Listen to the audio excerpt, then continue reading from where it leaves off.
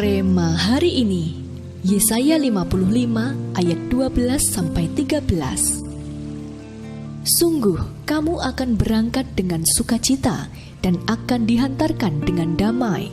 Gunung-gunung serta bukit-bukit akan bergembira dan bersorak-sorai di depanmu, dan segala pohon-pohonan di padang akan bertepuk tangan. Sebagai ganti semak duri akan tumbuh pohon sanobar, dan sebagai ganti kecubung akan tumbuh pohon murat.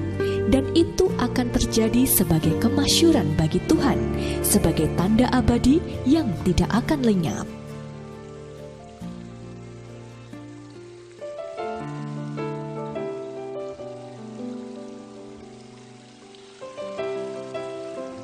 Vivi adalah seorang karyawan di salah satu perusahaan pengembangan SDM di kota Solo. Di antara rekan-rekannya, Vivi terkenal sebagai salah satu karyawan yang ceria dan selalu membawa damai. Ekspresi wajahnya selalu tampak tenang dan teduh.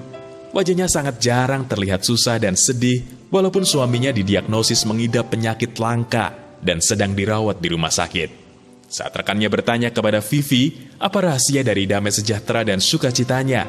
Ia menjawab, itu bukan sebuah rahasia, tetapi karena seorang pribadi, Yesus hidup dalamku. Tidak ada alasan lain yang bisa menjelaskan ketenangan dan sukacita yang saya alami dan rasakan di tengah pergumulan saya. Ya, betul. Rahasia dari damai sejahtera dan sukacita terletak pada hubungan kita dengan Yesus Kristus.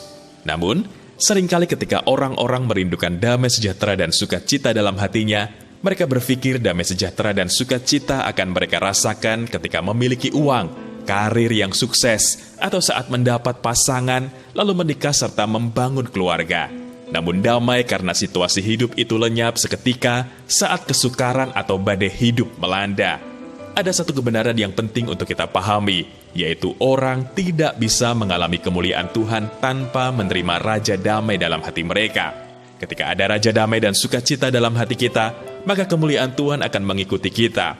Hal-hal seperti penyakit, kesulitan keuangan, atau bahaya lainnya mungkin saja kita alami, tetapi Sang Raja Damai Sejahtera meyakinkan kita bahwa Dia memegang hidup kita di tangannya, sehingga sukacitanya yang tak berkesudahan melimpahi hati kita dan kemuliaan Tuhan semakin terpancar terang dalam kehidupan kita. Apakah Anda merindukan kemuliaan Tuhan dinyatakan dalam hidup Anda? Menurut Anda, apakah selama ini dalam hati Anda sudah ada Raja Damai dan Sukacita? Setelah membaca renungan hari ini, apa komitmen yang akan Anda ambil untuk mengaplikasikan renungan hari ini?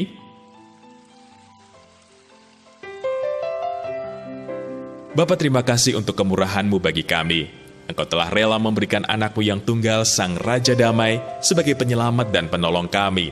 Kami rindu menempatkan Sang Raja Damai dalam hati kami, sehingga melalui hidup kami, kemuliaan-Mu semakin terpancar. Terima kasih Tuhan. Di dalam nama Tuhan Yesus, kami berdoa. Amin. Ketika ada Raja Damai dan sukacita dalam hati kita, maka kemuliaannya pun akan mengikuti kita.